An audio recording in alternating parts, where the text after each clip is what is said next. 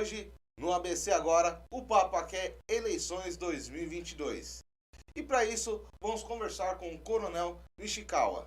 Bom dia, Coronel, tudo bem? Bom dia, tudo bem? Obrigado pela oportunidade, Odair. Nós estamos aqui para as perguntas que eventualmente você tiver, para a gente esclarecer o que nós faremos, o que nós fazemos. Coronel, um bate-papo aqui, né? Pra gente, que eu acho que a gente tem que entregar um leque para a população, Sim. né? A gente não pode deixar a população desinformada e simplesmente conhecer aqueles já popularmente conhecidos, né? Sim. Coronel, pra gente começar aqui, quem é Coronel Nishikawa? Bom, eu sou uma simples pessoa do povo. Nasci na cidade de Vera Cruz, próximo a Marília, 10 mil habitantes. Entrei na Força Pública em 1968 como soldado. Eu vim aqui para o 10º BP, né? Chamava-se 10º BP, nem aqui era a sede. Era ali perto da Padaria Brasil, lá em cima. Então, a partir daí, nós começamos a nossa carreira. Eu tirei escola de soldado em São Bernardo do Campo.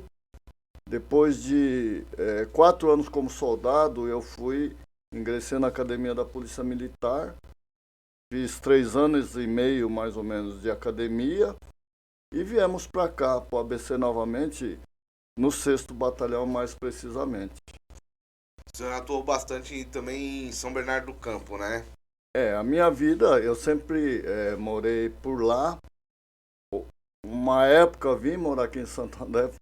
Acabei perdendo minha esposa aqui, infelizmente foi atropelada por uma bicicleta, num acidente assim, inusitado, as pessoas não acreditavam, mas é coisa do destino e seguimos em frente, né? Eu acho que nós nunca podemos nos abater com problemas que surjam. Eu sei, perda de esposa, perda de filho é uma coisa inesperada que a gente nunca deseja para ninguém. Aí comandou Corpo de Bombeiros também. Corpo de Bombeiros. Eu trabalhei basicamente quando eu saí da academia, eu vim na região trabalhar no tático móvel. Antigamente tinha aquelas viaturas vermelha e preta.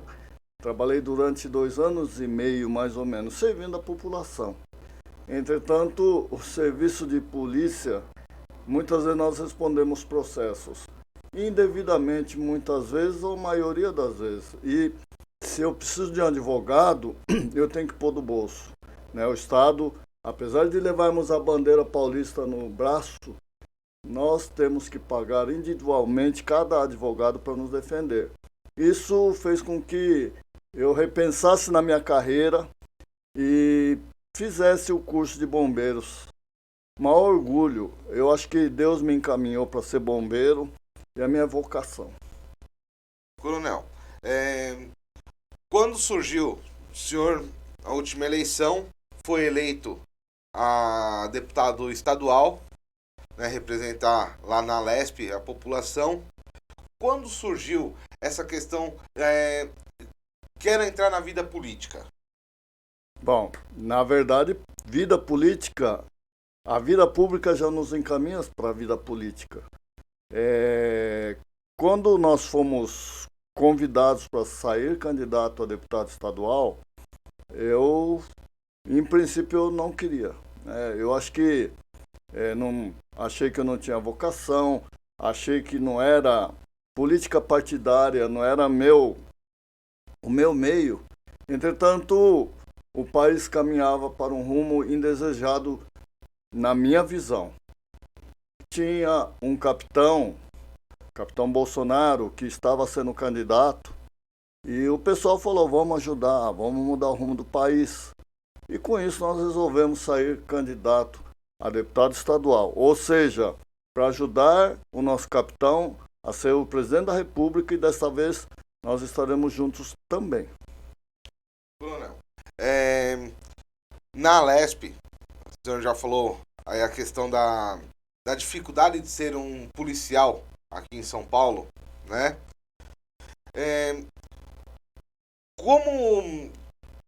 Como a gente pode como que na Lesp pode entrar algum projeto exatamente na questão da segurança pública, né? Que o senhor falou que se tudo advogado é custeado do próprio bolso, né?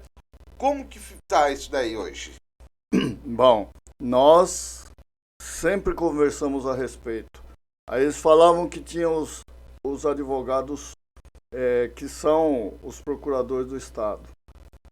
Entretanto, esse não é o nosso objetivo.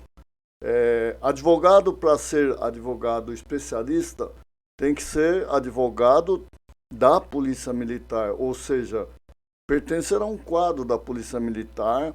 Eu já tinha conversado várias vezes com o nosso governador e sempre a resposta é essa, que já tinha advogados da Procuradoria, da Defensoria Pública, que não está, na minha opinião, não tem o mesmo preparo para quem estuda o Código Penal Militar, o nosso regulamento, para que possa fazer uma defesa mais firme, mais voltada, vocacionada para defender policiais.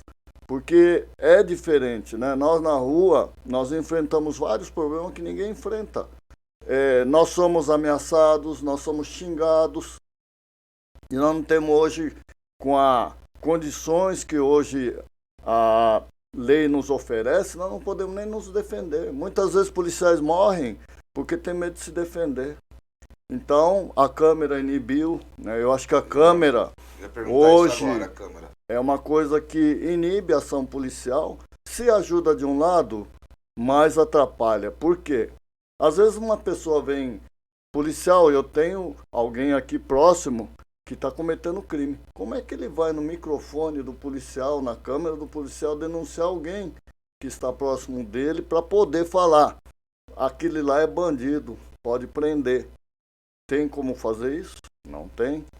Então, é uma coisa para ser repensada. Não estou condenando, só quero que repensem a forma com que eles utilizam esse tipo de câmera para que possa definir se realmente ajuda ou atrapalha. Outra questão, a gente observa aí, muitos policiais às vezes comentam com a gente a questão de número de homens na rua, né? Que tem uma defasagem. Realmente tem essa defasagem hoje aqui em São Paulo?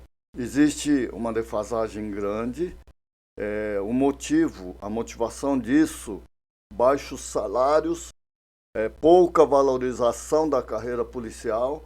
E com isso, hoje, o pedido de baixa é crescente. As pessoas que se preparam, no caso dos oficiais, 4 anos numa academia, as praças, pelo menos 1 ano de curso e mais algumas especializações, as pessoas aí fora, vamos dizer assim, são mais bem remunerados que policiais.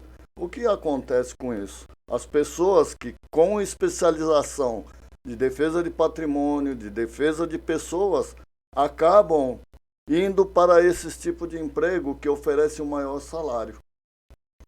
Várias empresas contratam policiais, bombeiros, para que possam oferecer condições melhores de vida, principalmente assistência à família. Coronel, quando o senhor chegou lá na Lesp, né, 2017... 2019. Desculpa, 2019, né, o entendimento de eu posso fazer algo para a população, né, qual foi o choque que o senhor teve ao entrar lá? Bom, o primeiro choque, nós enfrentamos 1 ano de reformas administrativas, reformas da Previdência. A grande dificuldade é as pessoas entenderem que a situação do país mudou bastante, né? No primeiro momento, nós achávamos que era bom, mas nós vimos que não seria bom para os funcionários públicos. Nós votamos contra a reforma da Previdência. E quanto aos problemas que surgiram, veio a pandemia. a pandemia nos atrapalhou de forma muito grande. Mas nós voltamos as nossas atenções para a saúde. 94% mais ou menos das nossas emendas foram todas destinadas para a área de saúde.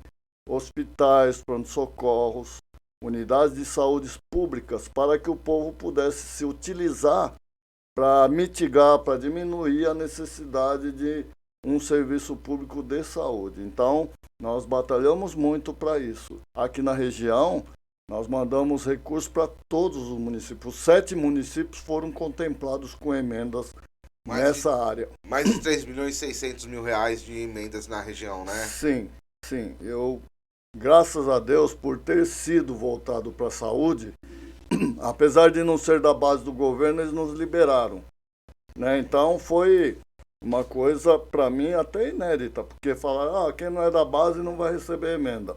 Mas respeitaram, porque era voltado para a área de saúde e era uma coisa que, uma pandemia que realmente atingiu a todos.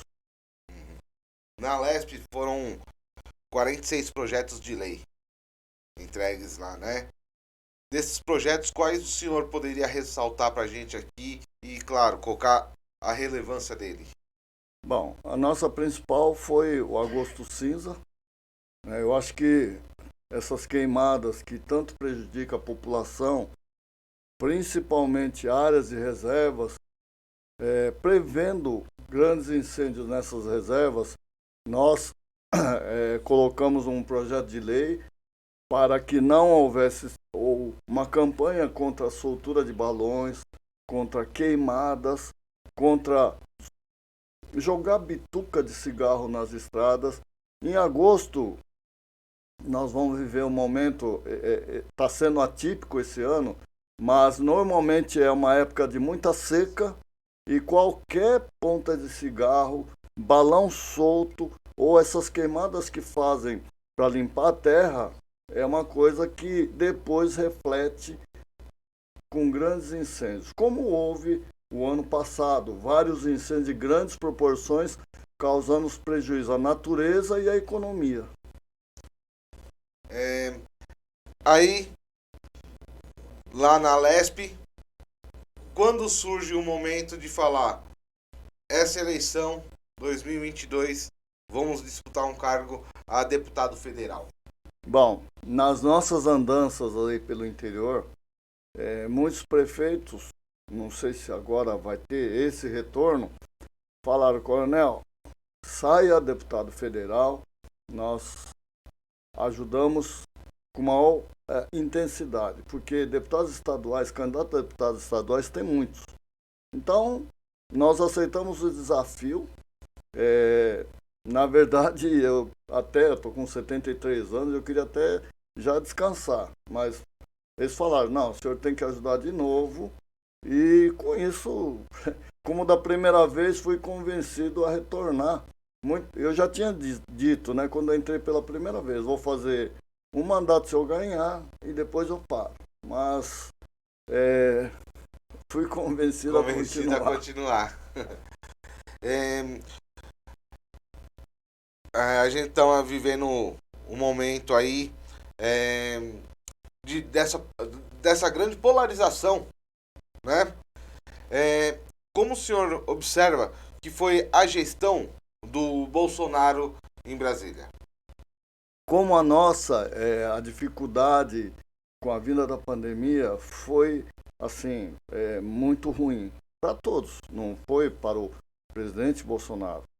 Eu queria que fosse o outro para ver como ia ficar. Eu acho que ia ficar muito pior. Então, nós confiamos nele. Medidas que foram tomadas foram medidas que deveriam ser tomadas. Basta ver hoje na rua a aparição do Bolsonaro e a aparição do Lula. As pesquisas indicam que o Lula está na frente, mas não é isso que nós vemos na rua. O que a população pode esperar do senhor? O senhor falou também, atuou muito na questão da saúde, né? A gente sabe que a saúde no Brasil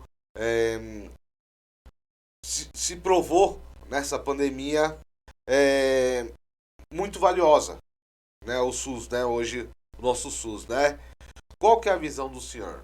Bom, eu trabalhei durante 2 anos e meio juntamente com o secretário de Estado da Saúde. Eu fui assessor do secretário da Saúde, andei praticamente o estado todo em hospitais, em pronto-socorros. Então, o que a gente nota? O SUS é de suma importância. Entretanto, a tabela SUS ainda continua o mesmo valor de vários anos atrás. Ou seja, naquela época já estava defasada. Ela cobra em torno de 60, 70 reais do custo de uma cirurgia, do custo de um procedimento médico. Então, o que os gestores públicos de hospitais têm que fazer? Correr atrás de recursos, correr atrás de emendas. E com isso, com esse conhecimento, nós destinamos as nossas emendas, a maioria das nossas emendas, como eu falei, para a área de saúde. Nós vamos brigar para que essa tabela seja reajustada. Não é possível você, como gestor público, além de fazer a gestão do hospital, ter que correr atrás de recursos para poder levar o hospital conforme a necessidade, conforme a procura da população, daqueles que não têm condições de ter um plano de saúde, aqueles que têm condições, têm plano de saúde aí que cobre todas as despesas médicas, e com isso, evidentemente que se for corrigida a tabela, esse prejuízo para as unidades públicas serão menores, serão mitigadas com a ajuda do governo federal em diminuir essa diferença entre o que é repassado e o que custa efetivamente um ato médico. Nesses 3 anos e meio aí, um pouco mais aí na LESP, né?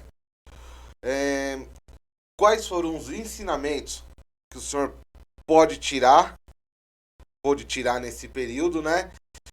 Para poder levar lá para o Congresso? Bom, o principal ensinamento é sermos humildes. Nós não somos mais do que ninguém. Nós representamos parcela da população como fomos eleitos. Ou seja, as pessoas que votaram em mim, confiaram em mim para que fosse representá-los. Eu procurei fazer da melhor forma possível para que a gente pudesse ter recurso. Nós não ficamos em bastidores ou na tribuna criticando A, B ou C, como sempre fizemos. Quando a gente trabalhava nos postos de bombeiros aqui na região do ABC, nós precisávamos de recursos. Esses recursos era pedido com muita humildade, falando das necessidades, e assim foi durante esses 3 anos e meio. Eu briguei para que a população fosse contemplada com emendas para poder diminuir as necessidades da população mais carente. E assim vamos fazer. Ou seja qual o governo for, nós não iremos para o embate. Não sou da base, eu repito, não sou da base desse governo que aí está. Entretanto, eu nunca fui crítico como muitos fazem. Então, nós fomos sim contemplados com ajuda de forma como nós atuamos. Brunel, logo lá no começo do mandato, o senhor apresentou a PL 413 de 2019, referente a aproveitamento dos policiais aposentados e portadores com deficiência, né? Tem como levar isso lá para o Congresso? É evidente que sim. Eu acho que é uma das batalhas. Por quê? Quando os policiais com 30 anos ou mais, agora com a reforma da Previdência, se aposentam, eles ficam assim desamparados praticamente. São filhos na faculdade, são crianças, netos que vêm em idade escolar e outra, né? As pessoas esquecem que a saúde de cada policial militar que durante 30 anos atuou sob muita pressão, pressão psicológica, pressão até física, é um desgaste muito grande que muita gente não conta. É uma profissão diferente das outras, Nós saímos fardados à rua, somos alvos constantes. Quando eu entrei na força pública, não era assim, nós éramos respeitados. Hoje, a bandidagem não respeita mais polícia. E, infelizmente, essa é a nossa realidade de hoje. E com isso, nós deveremos voltar as nossas atenções ao efetivo de segurança pública. Coronel, dá pra gente ir meio encaminhando aqui para finalizar aqui. Gostaria das suas considerações e colocar aí o seu número aí à disposição da população aí, por gentileza. Bom, como eu já disse, Odair, nós estaremos saindo a deputado federal agora. O número é 2214. Nós estamos com Tarcísio 10 e Bolsonaro 22. Nós queremos um país que realmente tenhamos orgulho de dizer, tenho orgulho de ser brasileiro, eu sou brasileiro. Então, nós temos que resgatar Deus, família e pátria, que eu acho que é um tripé em que um país começa a crescer. Nós não podemos deixar a esquerda tomar conta do nosso país. Essa é a minha considerações finais e espero que a população entenda que nós não podemos ser uma Venezuela, uma Argentina e assim por diante. Nós estamos vendo o que está acontecendo nesses países. Coronel, desde já quero agradecer a participação aqui no Portal ABC Agora e colocar à disposição aí, porque, como falei lá no início lá, a gente sabe a necessidade de apresentar todos a população, né? Porque a gente não pode ficar simplesmente naquele nicho de geralmente os medalhões, né? Que estão aí na mídia sempre, nessa linha, né? Infelizmente, nós não temos o mesmo poder econômico. Então, na primeira eleição, inclusive, fui entrevistado por quase todos os veículos de comunicação aqui no ABC, dizendo, a gente não sabia que o senhor era candidato.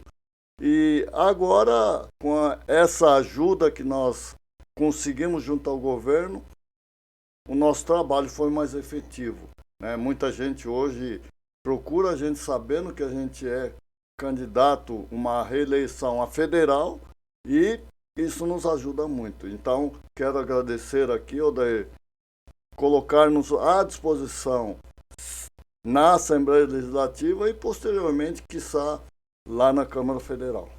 Agradeço. E claro, se você também é candidato aqui da região do Grande ABC, as portas do ABC agora estão abertas para todos vocês. E quer saber as principais notícias? Acesse www.abcagora.com.br.